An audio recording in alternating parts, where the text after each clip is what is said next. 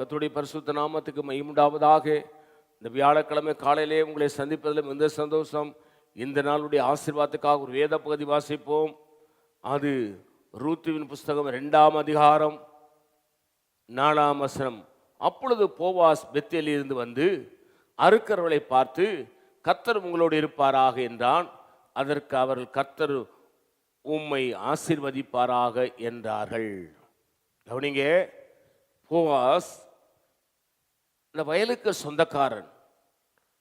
Boaz அறுக்கிற நேரத்திலே அறுக்கிற இடத்துல வந்து சொல்றாரு. அப்பொழுது போவாஸ் பெத்லெகேமிலிருந்து வந்து அறுக்கிறவளை பார்த்து, கர்த்தர் உங்களோடு இருப்பாராக. லேலுயா. அவங்க எல்லாம் சொல்றாங்க, உம்மை ஆசீர்வதிப்பாராக என்றார்கள்.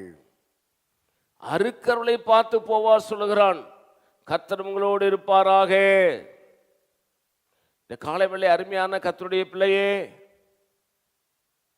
ஆண்டவராக இயேசு உங்களை பார்த்து சொல்றாரு, கர்த்தர் உங்களோடு இருப்பாராக. உங்க குடும்பத்தோடு கூட இருப்பாராக, உங்கள் பிள்ளைகளோடு கூட இருப்பாராக, உங்களுடைய வாழ்க்கை தரங்களோடு இருப்பாராக. நீங்கள் பயப்படாதிருங்கள் என்று போவாஸ் சொன்னது போல ஆண்டவராகிய இயேசு இந்த காலவெளியிலே சொல்லுகிறார். நான் உங்களுக்காக ஜெபிக்கிறேன். பரிசுத்த பிதாவே, நீங்களோடு பேசின இந்த நல்ல வார்த்தைகளுக்காக ஸ்தோத்திரம்.